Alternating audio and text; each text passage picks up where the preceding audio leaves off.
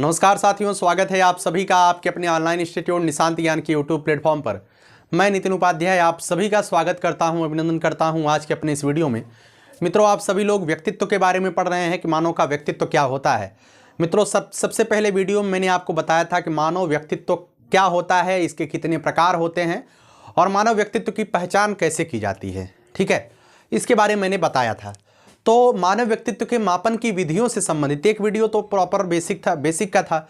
एक वीडियो मैंने प्रक्षेपी विधियों पर बताया था, जिसमें मानव व्यक्तित्व के अचेतन मन का जो है हम एनालिसिस करते हैं, अचेतन मन का एनालिसिस करते हैं। अब यह वीडियो मैंने कल बताया था कि मानव व्यक्तित्व की मापन की 3 विधियां होती हैं। ठीक है, उसमें प्रक्षेपी विधि आप पढ़ चुके हैं।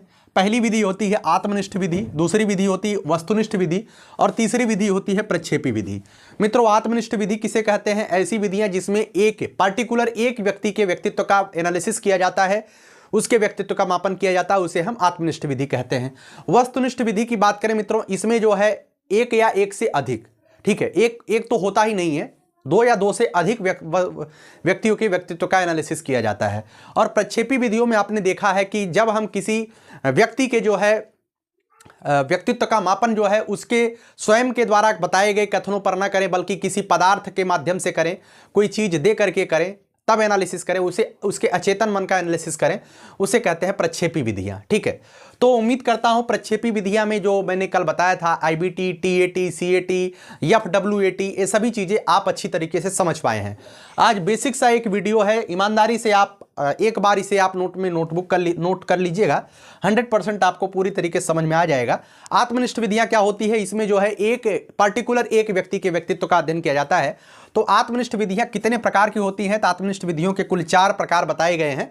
उन चारों प्रकारों में सबसे पहली विधि है मित्रों अवलोकन विधि।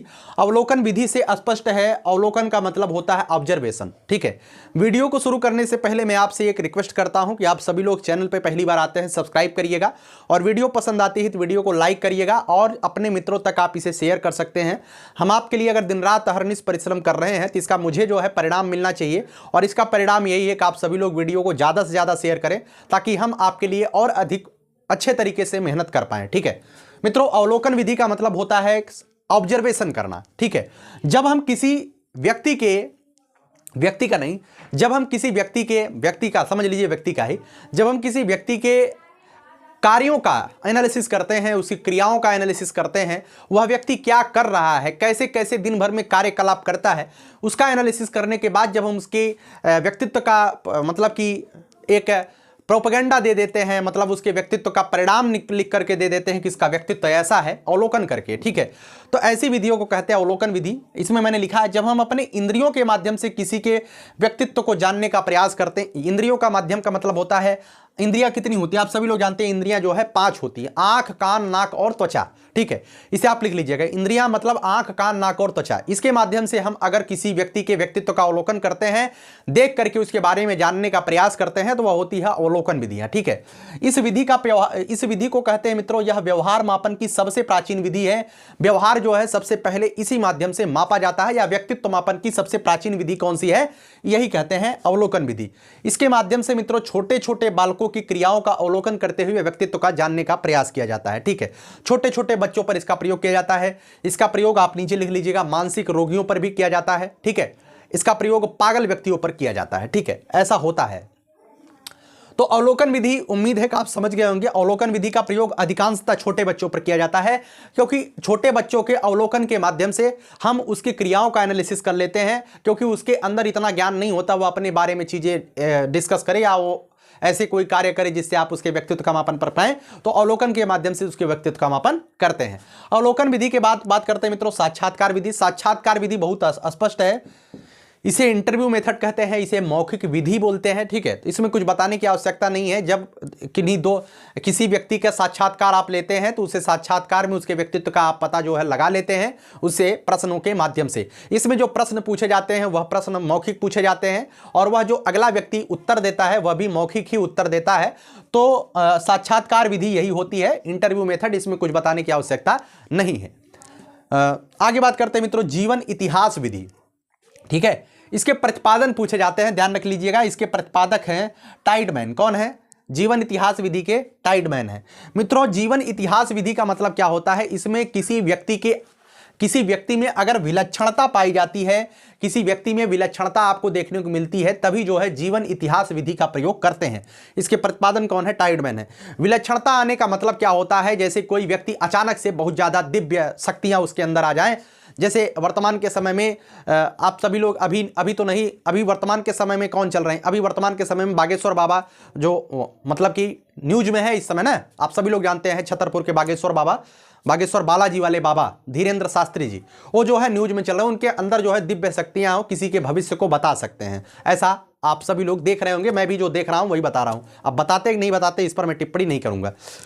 तो जीवन इतिहास विधि का मतलब यह है कि आप जो है उनका साक्षात्कार, उनके व्यक्तित्व के बारे में जानना चाहते हैं कि उनके अंदर ऐसी दिव्य शक्तियां कैसे आई, तो उनके जीवन के बारे में आपको पढ़ना पड़ेगा। उनके यहां तक कि उनके माता पिता की स्टेटमेंट को देखना पड़ेगा, उनके दादा की स्टेटमेंट को देखना पड़ेगा, अन्य सारी जो पीछे उनकी घटनाएं, उनके वंश के बारे में भी जानना पड़ेगा, तब जाकर के आप उनकी शक्तियों के बारे में पता लगा सकते हैं। ठीक है, तो ऐसे अभी आप गूगल बॉय के नाम से फेमस कौटिल्य जो है उनके बारे में भी ऐसे एनालिसिस, उनके बाद दिव्य शक्तियां कैसे आई, तो पहले उनके बारे में आप एनालिसिस कर सकते हैं। उनके माता पिता के जो है मतलब कि जो उनके माता पिता के स्टेटमेंट है आप उसे ले सकते हैं। तो जीवन इतिहास विधि यह तभी प्रयोग किया जाता है जब किसी व्यक्ति के व्यवहार में विलक्षणता पाई जाती है। विलक्षणता का मतलब यही होता है कि सामान्य व्यक्ति से कुछ अलग व्यवहार उसके अंदर देखने को मिले। हम और आप सामान्य हैं, मेरे अंदर और आपके अंदर कोई विलक्षणता नहीं है। हम आराम से एक पेज को 10 बार पढ़ते हैं, तब जाकर के हमको याद होता है हमारे अंदर कौन सी विलक्षणता, हम तो आम आदमी है। ठीक है, तो अगर विलक्षणता किसी के अंदर पाई जाएगी तभी जीवन इतिहास विधि का प्रयोग किया जाएगा। ठीक है, आगे बात करते हैं मित्रों अंतर्दर्शन विधि। अंतर्दर्शन विधि क्या होता है, अंतर्दर्शन मतलब अपने मन के अंदर अपने आप का दर्शन करके जब अपने आप के बारे में आप बताते हैं, उसे हम अंतर्दर्शन विधि कहते हैं। यह एक अवैज्ञानिक विधि है। इसे अवैज्ञानिक विधि क्यों कहा जाता है मित्रों, जब आपसे कोई आपके बारे में पूछेगा तो आप बताइए, आप अपनी बुराइयों को बताएंगे। हमसे कोई पूछेगा कि आप अपने बारे में बताइए, तो मैं अपनी बुराई के बारे में काहे किसी से बताऊंगा, अपने बेइज्जती करवाऊंगा कि मैं मतलब कि क्या कौन सी मेरे अंदर कौन कौन सी बुराइयां हैं, मैं अपने केवल गुणों को ही उजागर करूंगा ना। तो अंतर्दर्शन विधि एक अवैज्ञानिक विधि है। इसके द्वारा बताए गए व्यक्ति के द्वारा जो बताए गए अंतर्दर्शन की विधि, अंतर्दर्शन होते हैं, उसके बारे में जो स्टेटमेंट होते हैं वह पूर्णतः वैध नहीं हो सकता है। वैध होगा भी तो इसे प्रमाणित नहीं किया जा सकता। हो सकता है कि हम झूठ ही बोल रहे हो आपसे, है ना। तो मेरे द्वारा जो भी बताए गए मैं अपने बारे में बताऊंगा तो एकदम फेंकूंगा ना बढ़िया बढ़िया, जिससे लोग हमसे आकर्षित हो जाएं। तो यही चीजें होती हैं। अंतर्दर्शन विधि एक वैज्ञानिक विधि है, अपने अंदर का दर्शन करके अपने बारे में बताना, यही होता है अंतर्दर्शन। और इसके जो प्रतिपादक हैं मित्रों विलियम हुंट हैं। 1879 में ये विलियम हुंट साहब ने जो है इसका प्रयोग किया था। विलियम हुंट के बारे में आप सभी लोग जानते हैं, जर्मनी में जो है 1879 में सबसे पहले मनोविज्ञान की प्रयोगशाला इन्होंने खोला था। किसने, विलियम हुंट ने। ठीक है, अवलोकन विधि क्या है, साक्षात्कार विधि क्या है, जीवन इतिहास विधि क्या है, या अंतर्दर्शन विधि क्या है। उम्मीद करता हूं आत्मनिष्ठ विधियों की जो 4 विधियां आपको समझ में आ गई हैं। आगे बात करते हैं मित्रों वस्तुनिष्ठ विधियां। वस्तुनिष्ठ विधियां क्या होती है, इसमें एक व्यक्ति का पार्टिकुलर एक व्यक्ति के बारे में आप जानते नहीं है, इसमें जो है काफी ज्यादा लोगों के बारे में जानते हैं, 2 या 2 से अधिक लोगों के बारे में एक बार में एनालिसिस करते हैं। सबसे पहले बात करते हैं मित्रों, इसकी एक विधि है प्रश्नावली विधि। तो प्रश्नावली विधि के प्रतिपादक कौन है, अगर प्रतिपादक की बात किया जाए तो आर्यस वुडवर्थ है। ध्यान रखिएगा, विलियम वुडवर्थ नहीं है प्रश्नावली विधि के प्रतिपादक, आर्यस वुडवर्थ हैं। विलियम वुडवर्थ जो मानव व्यक्तित्व को परिभाषित किए हैं, उन्होंने कहा है विलियम वुडवर्थ ने कि व्यक्तित्व बराबर होता है, उन्होंने क्या बताया था, व्यक्तित्व बराबर होता है, क्या होता है, गुणे करके बताया था उन्हें, है ना, वातावरण गुणे आनुवंशिकता। ये किसने कहा था, यह जो है विलियम वुडवर्थ ने कहा था। लेकिन यह आर्यस वुडवर्थ हैं जिन्होंने प्रश्नावली विधि का प्रयोग किया था। मित्रों प्रश्नावली विधि का मतलब क्या होता है, इसमें जो है आप प्रश्नों को लिख करके देते हैं, और प्रश्न जो है जो आगे वाला व्यक्ति होता है वह अपने प्रश्नों का आपके प्रश्नों का लिखित उत्तर देता है, उसके बाद आप उसके व्यक्तित्व का एनालिसिस करते हैं। जैसे अगर इसमें क्या, इसे जो है प्रश्नावली विधि को हम लिखित विधि भी बोलते हैं। ठीक है, इसमें जो है कभी भी आपसे प्रश्न मौखिक नहीं पूछा जाएगा। आपका जो प्रश्न रहेगा, जैसे 10 प्रश्न आपसे कहा जाए तो 10 प्रश्न आपको लिखित दिए जाएंगे। और यह जरूरी नहीं है कि वह बच्चा आपके सामने तो लिखेगा नहीं, आपके सामने ही 10 प्रश्न लिख कर जवाब दे, वह घर भी ले जाकर के लिख सकता है। वह जो है कहीं भी किसी भी परिस्थिति में 10 प्रश्न का लिखित जवाब अगर आपसे दे देता है, उसे हम कहते हैं प्रश्नावली विधि। जहां पर लिखित जवाब नहीं दिया जाता है मित्रों, उसे हम साक्षात्कार विधि बोल देंगे। और कोई जरूरी नहीं है प्रश्नावली विधि में मात्र एक ही बच्चे का प्रयोग किया जाए। इसमें जो है आप जानते हैं कक्षा में कितने बच्चे होते हैं, प्रश्नावली विधि के माध्यम से उनके व्यक्तित्व का हम एनालिसिस करते हैं। तो कक्षा में 50 बच्चे होते हैं, 50 लोगों को पेपर बांट देते हैं, उसके बाद उनके अलग अलग लिखित विचार होते हैं, जिसका बाद में हम एनालिसिस करते हुए उसे नंबर देते हैं। ठीक है, तो आप सभी लोग इससे अवगत होंगे। आगे बात करते हैं मित्रों निर्धारण मापनी। मित्रों निर्धारण मापनी क्या होता है? इसमें मित्रों निर्धारण मापनी में जैसे आप सभी लोग जानते हैं, निर्धारण मापनी में मैं समझाने का प्रयास करता हूं। सबसे पहले तो इसके प्रतिपादक कौन है? तो इसके प्रतिपादक फ्रांसिस गाल्टन महोदय हैं। कौन है? फ्रांसिस गाल्टन महोदय जो है निर्धारण मापनी विधि के प्रतिपादक हैं। निर्धारण मापनी का मतलब ये होता है कि जैसे यहां पर जो है एक मतलब कि एक पेपर दिया गया, पेपर में जो है कितना दिया गया, पेपर में जो है दिया गया 10 ठीक प्रश्न, 1 2 3 4 5 6, इस तरीके से आप 5 प्रश्न, 10 प्रश्न, 11 प्रश्न, 15 प्रश्न, जो भी प्रश्न आपको दिया गया, एक व्यक्ति या 2 व्यक्ति, 4 व्यक्ति, सबको जो है वही प्रश्न दे दिया गया। ठीक है, अब इन प्रश्नों के माध्यम से आपसे जो है पूछा जाएगा कि आप जो है इस प्रश्न से सहमत, एक आपको प्रश्न नहीं दिया जाएगा, सॉरी मैं प्रश्न बोल दिया, इसमें जो है एक तथ्य दिया जाएगा। क्या दिया जाएगा? एक तथ्य दिया जाएगा। ठीक है, तथ्य दिया जाएगा, ऐसी कोई जो है कंडीशंस दिया जाएगा, शर्तें। ठीक, शर्त तथ्य भी नहीं बोलेंगे, इसे शर्त बोलेंगे। एक आपको शर्त दिया जाएगा। अब उस शर्त में आपको कुछ लोग उस शर्त से सहमत होंगे, कुछ लोग उस शर्त से असहमत होंगे, कुछ लोग उस शर्त पर तटस्थ होंगे कि हम भाई इस पर कोई टिप्पणी नहीं करेंगे, यह मेरे लिए हमारी गरिमा के खिलाफ होगा। ठीक है, तो निर्धारण मापनी में क्या होता है? निर्धारण मापनी में होता है कि कुछ व्यक्ति, जैसे कि मैं आपसे कहूं कि भारत देश के अगले प्रधानमंत्री कौन बनने चाहिए, नरेंद्र मोदी जी बनने चाहिए या कोई व्यक्ति, कोई और, किसी और का मैं नाम ले लूं, जैसे राहुल गांधी जी हैं, तो नरेंद्र मोदी जी बनने चाहिए कि राहुल गांधी जी बनने चाहिए? तो कुछ लोग हमारे तथ्य से, हमारे शर्त से जो है सहमत होंगे, कुछ लोग असहमत होंगे, कुछ लोग जो है तटस्थ रहेंगे। ठीक है, तो जो तटस्थ हैं उनके लिए मैं कुछ नंबर दे दूं, जैसे तो जो तटस्थ रहेगा उसे 10 में 10 नंबर दिया जाएगा, जो असहमत रहेगा उसे 5 नंबर दिया जाएगा, और जो सहमत रहेगा उसे 1 नंबर दिया जाएगा। इस तरीके से 10 5 15 1 16। ठीक है, 50 नंबर में मतलब कि कुछ भी एक पूर्णांक बनाया गया, उसमें इतना नंबर आपको पहले व्यक्ति को मिला, ए व्यक्ति को इतना मिला। अब बी व्यक्ति सहमत है असहमत है, पहले से इसमें फिक्स हो जाता है कि सहमत वाले को 1 नंबर, असहमत वाले को इतना नंबर, तटस्थ वाले को इतना नंबर दिया जाएगा। ठीक है, तो ऐसे जब आपसे निर्धारण मापनी ऐसे ही किया जाता है, मतलब कि आपको कोई एक शर्त दिया जाता है, उस शर्त पर जो है आपको सहमत और असहमत और तटस्थ के बारे में पूछा जाता है। अगर आप उसमें जो है आप जितने भी नंबर गेन करते हैं, अंक के माध्यम से चीजें होती हैं, नंबर जब आप गेन करते हैं उससे आपके जो है व्यक्तित्व का एनालिसिस किया जाता है। ठीक है, तो निर्धारण मापनी यही होता है। इसमें एक नहीं कई व्यक्तियों के निर्धारण मापनी किया जाता है। उसके बाद में जो है जितने व्यक्तियों के व्यक्तित्व का मापन किया जाता है उनका एक आंकड़ा प्रस्तुत कर दिया जाता है कि ऐसे ऐसे व्यक्ति समाज में हैं। ठीक है, आगे बात करते हैं मित्रों, सहमत, असहमत और तटस्थ लिख लीजिएगा। निर्धारण मापनी में क्या किया जाता है?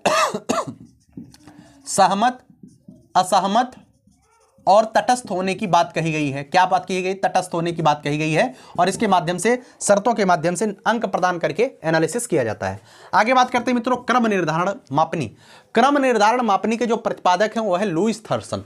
निर्धारण मापनी में केवल जो है आपके सहमत, असहमत और तटस्थ के बारे में नंबर गेन करके आपका जो है निर्धारण बना दिया गया कि कौन क्या है। ठीक है, इसमें क्या होता है? क्रम निर्धारण मापनी में व्यवहार के गुणों व अवगुणों को क्रम से निर्धारित किया जाता है। जैसे किसी व्यक्ति के बारे में अगर उसके जो प्रमुख गुण होंगे, जैसे उसके जो गुण हैं, जैसे आप जो है ईमानदार हैं।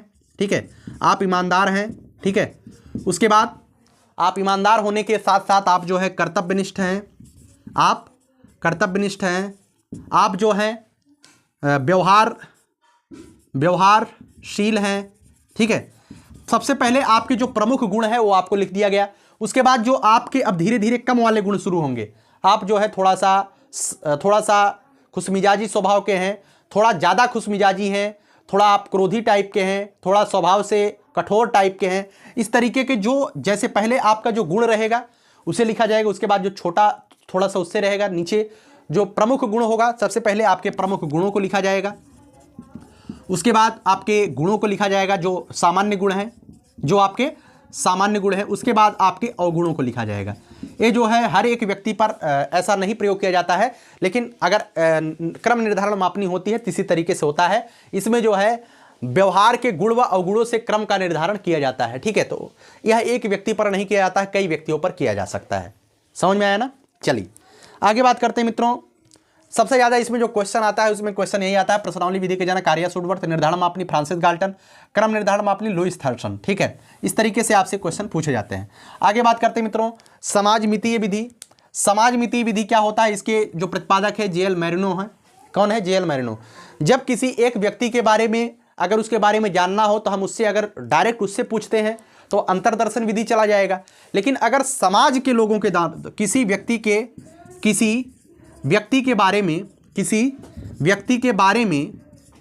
के बारे में यदि समाज के लोगों से पूछा जाए फिर उसके व्यक्तित्व का विश्लेषण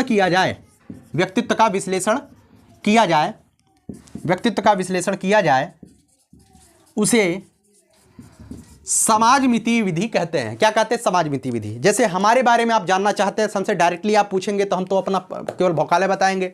आप हमारे गांव में चले आइए, हमारे गांव में आने के बाद हमारे परिवार के किसी एक सदस्य को उठा लीजिए, उससे पूछिए भाई नितिन कैसा आदमी है, कैसा व्यक्ति है, तो हमारे बारे में उनके मन में जो विचार आ रहे होंगे बताएंगे। अगर हमारे अपने होंगे तो हमारे गुणों का बखान करेंगे, और थोड़ा सा एंटी होंगे तो हमारे बारे में इधर उधर चीज़ें बताएंगे जो हमने अपने जीवन में गलत सलत कार्य किए होंगे। अगर किए होंगे तो सब कुछ बताएंगे हो ना।